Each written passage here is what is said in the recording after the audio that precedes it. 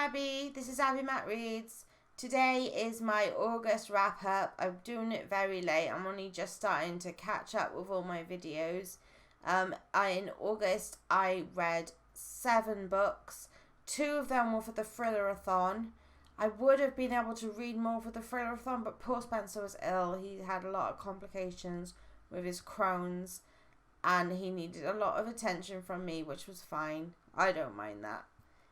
But I just could have read more for the Thrillerathon if I couldn't. But I will do my little tiny wrap up of that in this video. This beautiful tall library is the Royal Portuguese Cabinet of Reading, which is a library and cultural institution in the centre of Rio de Janeiro, Brazil. It was elected the 4th most beautiful library in the world by Time magazine, and you can see why. And it was founded in 1837. Okay. Now here's the intro.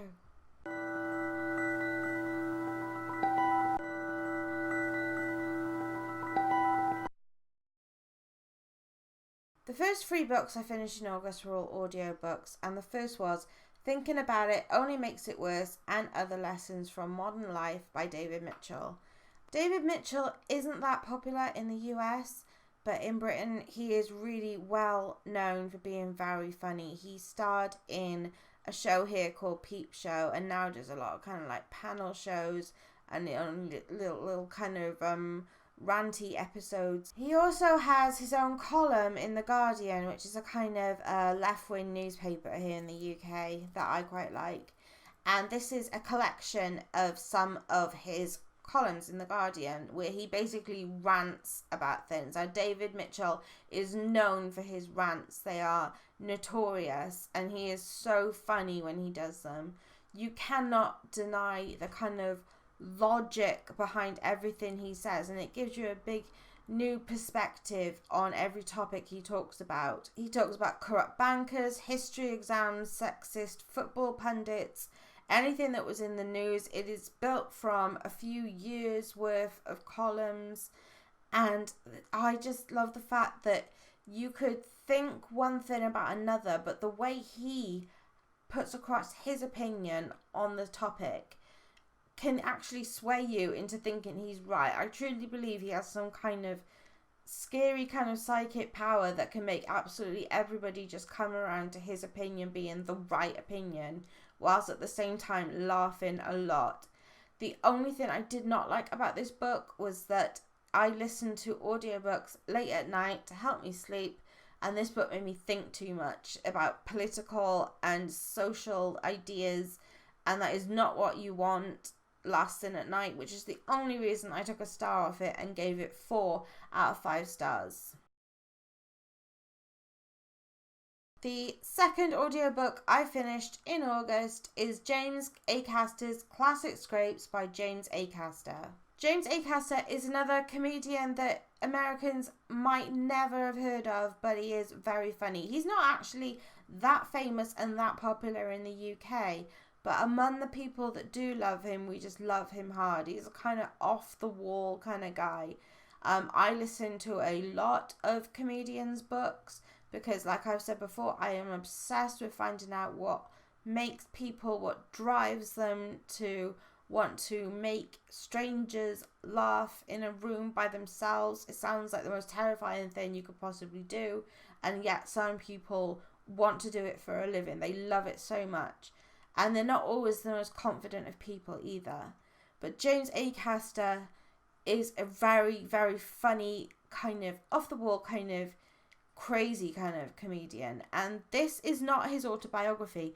This is a kind of linear collection of what he calls his scrapes, which are kind of things that happened to him, events that happened in his life that are kind of random and funny, basically funny, but also not always just funny. There are also some kind of poignant, kind of emotional moments in this book as well, and it starts from childhood and comes up to when he started doing comedy, and it is well worth a read and really, really good if you've got the audiobook, obviously, because when you hear a comedian reading their book in person, it makes it that much funnier.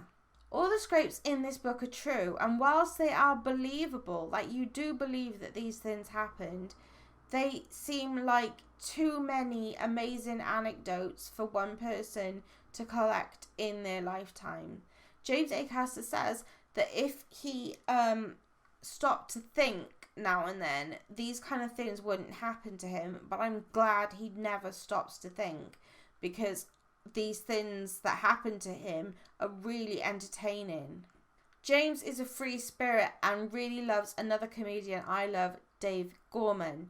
Now, Dave Gorman is a kind of comedian that does social experiments and makes it really funny. He kind of like uses a bit of human psychology and a bit of trickery and a bit of humour to try and find odd things, odd patterns in people's behaviours. And you can see the influence that Dave Gorman had in this book. It was kind of these random moments that brought people together, things that happened in a chain of events that led up to absolute perfect endings. It was unique, but at the same time, you can tell he is influenced by Dave Gorman, and it is his own brand. You can see how he developed the sense of humour he has got now, because the life he has led has not been boring, and it's not crazy and bizarre and out of this planet, but it is unforgettable. And I gave this book 5 stars. The third audiobook I finished in August was The Sign of 4 by Arthur Conan Doyle. This is a Sherlock Holmes story, the second Sherlock Holmes that was written, and it is kind of about this woman who comes to Watson and Holmes and says that her father has been missing for a long time now, and she wants to look into it because every year on her birthday she has been getting a pearl, a very expensive pearl, sent to her by an anonymous kind of donor, and she's perplexed by this and wants Holmes to investigate it. What he finds is that her father and a group of other men came across this kind of treasure which they have been hiding. They are called the Four, which is the sign of the Four, gets its name. And once they go and they meet the person who knows where this treasure is, they go to his house and they find out that his brother has been murdered, and this sets off an investigation. The Sign of 4 did not grab me as much as the first book in the series, they suppose they are a series, yeah. In the series, which was A Study in Scarlet, but it wasn't bad.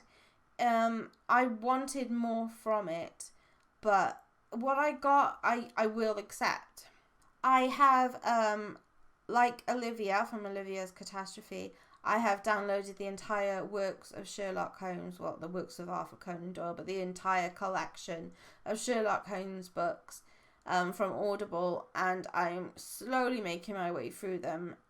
Obviously, the best bit of every Sherlock Holmes book, in my opinion so far, is the relationship between Holmes and Watson. I think they kind of balance each other out, where you see a lot of what I like about The Sign of 4 is that you get to examine this relationship even further and see a lot of how Holmes operates and how he works. Like his casual drug use. In the first chapter, he's like injecting himself with cocaine, and Watson is asking him if it's cocaine or if it's heroin today, and I was just like, okay. Whereas like Holmes is kind of unpredictable, kind of bohemian, kind of operates on a different level to normal society. Watson's kind of faithful, dependable, and loyal, and they seem to me like soulmates. They complete each other, they balance each other out, and I really loved reading this book and watching the relationship like orbit. I love watching the characters orbit around each other as the story unfolded. As you probably know, it's all told from Watson's point of view, but he does make Holmes the star. Even though in this book there is a lot of character growth for Watson, like he actually makes some life decisions in this book, and that is really interesting to see. it was a good mystery. I really like a good mystery. Maybe I shouldn't like think about mysteries before bed, you know, going back to the David Mitchell book, like how it makes you think too much. But there is something about a mystery that's addictive. And the thing about this is that new instances kept popping up, new things to investigate, and absolutely new like byroads that were coming off the road we're going down, which means it was kind of layered and was telling a few stories at once and had a few kind of not perspectives but kind of separate issues from the main one. And like that did feel a bit disjointed at times, but it was also making sure that it didn't get boring at all. The action was quite continuous. There was lots of humour and lots of intelligence, but there was also that kind of oldie worldy racism kind of thing going on, which is a bit hard to take, and it just didn't grab me the way I wanted it to, so I gave it, that's 3 fingers, isn't it? Yeah, 3 stars. The 4th book I finished in August was a physical book, as you can see, Ruin and Rising by Leigh Bardugo, which is the last in the trilogy of the Grisha trilogy, which you probably know about because it is massive on Booktube. It begins with Alina, who realizes while she's in an army and trying to cross a dangerous part of land that is called the Fold, that she has magic powers and that she is a Grisha, and she is taken away to a kind of Grisha academy where she learns Grisha things and meets the Darkling. And this is, without wanting to give too much away, a lot of shit goes down. And this is the final book in the trilogy. This is the final showdown with the Darkling. And I wish I liked it more. It was really nice returning to characters that I loved. I think my favourite characters are Genya. Was it Genya? I'm going to say Genya. To Genya and Nikolai, which are my 2 favourite characters. It does make you care about the characters a lot. They feel like old friends. I will give the book this. And that's what makes me make me kept turning the pages.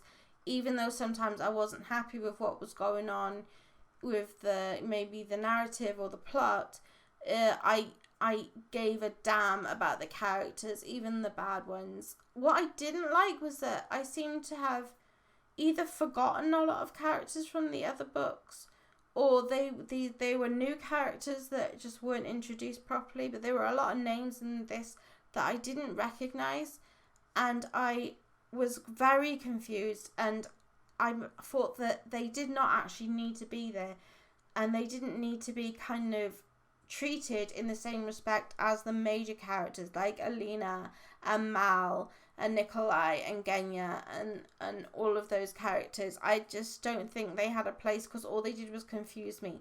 So they were either from the 2nd book and they were so unmemorable that I forgot them, or they're new and they should have been introduced properly if they were going to hold so much of space in this book. I am glad that I have finished the Grisha trilogy now, to be honest with you. I think I have a problem with the fact that it seems to get quite stagnant at times, where nothing seems to be going on. It seems to be like there's a lot of build up for action to happen. When it does happen, it happens really well, and that's why I dragged this book up from 2 stars to 3 stars, because of that, and the fact that the darkness, the dark side to this book, the dark events that happen are truly dark and truly chilling, and kind of, you know, make you inwardly gasp. They're really well done, the dark parts. Obviously the Darkling is another amazing character, and not just the good characters, and also what I like about the characters is there's a lot of good and bad in each one. They're quite believable. But I think that it was the finally the most anticipated moments in this book were good enough to boost it up to 3 stars, but I think it could have done better.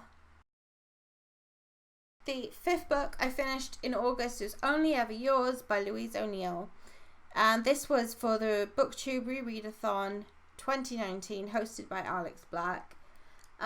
This month's prompt was to give a book a second chance. So a book you DNF'd or had mixed feelings about. And this really is mixed feelings about this book.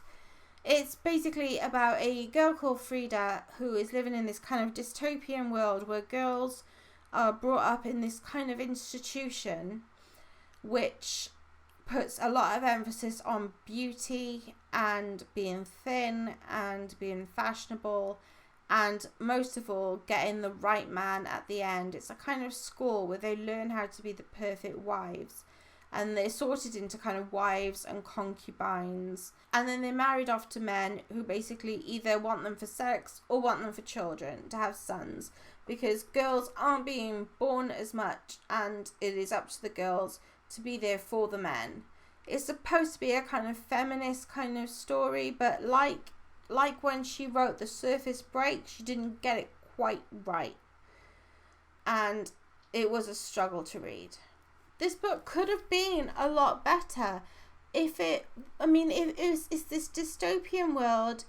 It has like hints of like The Handmaid's Tale with it, where there's issues of fertility and girls are just meant to be there to be mothers and to be looked at, but also a hint of Mean Girls because the girls are just straight out of the bullies from every kind of teen rom-com that there ever was in like the 90s and noughties.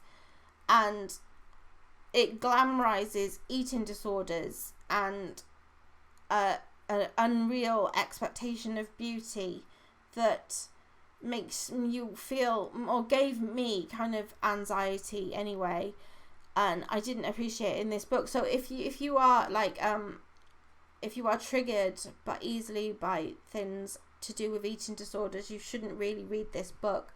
How casually they talk about things, like they actually have like vomit chambers and ipecac syrup with their food, and it's as crazy as that. And to make it worse, the main character Frida, who spent her whole life in this school training and learning how to be the perfect wife or the perfect concubine, however she wants to be, she is useless. She's weak. She like in The Surface Breaks, where the main character was supposed to be this kind of woman who went against things and made a feminist statement. Frida just doesn't do anything. She just accepts the way she is. She's constantly doubting herself. She hates herself. She thinks she's too fat. She thinks she's too ugly. She doesn't think she's as good as the other girls. And it just drones on and on and on. And there is no substance to it. There's no fight back from anyone. There's no characters to love at all. Obviously, Frida's weak and useless. And all the other girls are bitches. There is one character, Isabel, who was Frida's best friend and is acting very differently. And there's a lot of unexplained behaviour going on with it. This book could have centred on that, made that kind of mystery, and really capitalised on the fact that she is behaving differently from all the other girls and nothing bad is happening to her because of it. If instead it kind of fizzles out into nothing and it leaves you very disappointed. There was a reason why this book needed a second chance. I gave it a second chance. I'm not going to give it a third chance, and I gave it 2 stars. This is the first of the 2 books I read for the Thrillerathon. This is The Taking of Annie Thorne by C.J. Tudor, which is called The Hiding Place. I think it's called The Hiding Place. The Hiding Place in the US, which is complicated, but there you go. This is from the author of The Chalk Man, which is another book I love, but this one was even better. This is kind of 2 stories with 2 kind of timelines. A guy called Joe Thorne goes back to the village he grew up in, into a cottage where a suicide murder happened, where a mother killed her son and wrote in blood on the wall, "Not my son," and then shot herself in the head, obviously killing herself as well. And Joe Thorne knows a bit about why this might have happened. When he was a child, his sister went missing, and when she came back, she was not entirely herself. So it kind of flits back throughout the two stories. This guy who had this experience with his little sister, and how in this little village things seem to be repeating now that he's home. This is the best horror book I have read in ages, to be honest with you. The premise doesn't sound that original. A little kid gets lost, comes back, and there's something creepy about them. There's something different about them. It is different. It is very well executed, and it makes it very original. There are a lot of creepy, scary moments, and they're not just thrown in and abandoned and never got back to and never explained. These creepy moments, they kind of make sense. They're not so much explained as they fit there. So they're not just thrown in for a scare. There's a reason they're there. This book is addictive because it is so layered, and it keeps giving you little tidbits of information about the two kind of storylines that are running, and it keeps you flipping the pages and going from chapter to chapter, and you just can't stop reading it. And I love the main character, Joe, as an adult. I think what I love about him, he reminds me of kind of Dr. House from House, in the way that he's a bit antisocial. He has a very dark sense of humor. He's very intelligent, but doesn't get on very well with people. He is likable. You do care what happens to him, and he's just not there to people please. He's not there to be the hero of the story. He's a kind of anti-hero in a way, and I like that in a book. Also, this book captures village life, small village life so well, down to the attitudes of the people around Joe, the people who have never left the village, who never want to leave the village, how everything that happens in the village is their life and everything is everybody's business. If you live in a small town, you know exactly what I'm talking about. And that is true to this book. And what I loved is there's also these pivotal moments that happen that you think, how did I not see that come in? And for all of these reasons, I love this book so much, and I give it a 5 out of 5. The last book I read in August, and the last book for the Thrillerathon as well, is Birdbox by Josh Malerman. Now this is not just my favourite thriller of all time, not just my favourite book of the month, it is my favourite book of the year so far.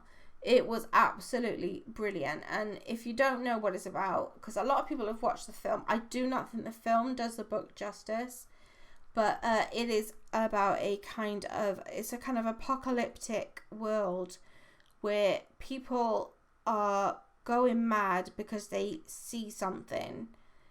So the only way to survive is to shut yourself up somewhere and never look out the window, and if you have to go outside, you need to wear a blindfold, and that is the only way you can protect yourself. And Mallory, this is told in two timelines. There's Mallory in present day, where she is trying to escape the house that she once sought refuge in with her two young children, who she's kind of trained to be expert hearers, because of course on this journey they're about to go on, they need to be blindfolded the entire time. So they are trained to see through sounds, if that makes any sense. And that's thrilling and scary enough as it is. And then it goes back to before the children were born, when everything first started happening, and Mallory met Tom and a bunch of other people in this house where all the windows were blacked out, and they were all kind of crowded in there, trying to survive. It's very powerful and very, very, very, anxious and paranoid. The tension in this book is never interrupted. It just goes on and on and on, and the paranoia just seeps through the pages. The fact that you could be standing right next to your impending doom, and you just don't know it. You don't know what is right in front of you and how scary it could be.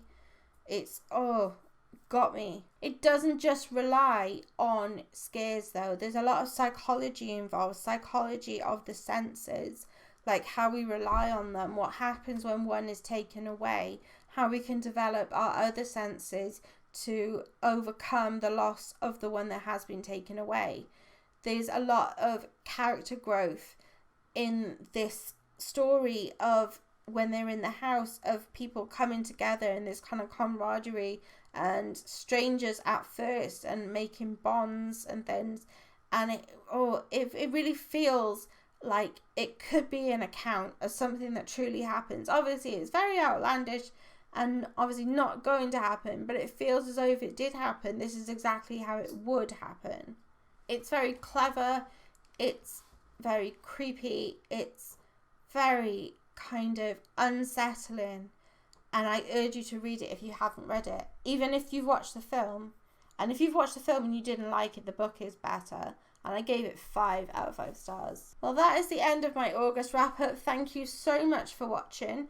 Please like my video, and if you haven't subscribed and you would like to subscribe, that would make me very happy. So thank you if you've chosen to do that.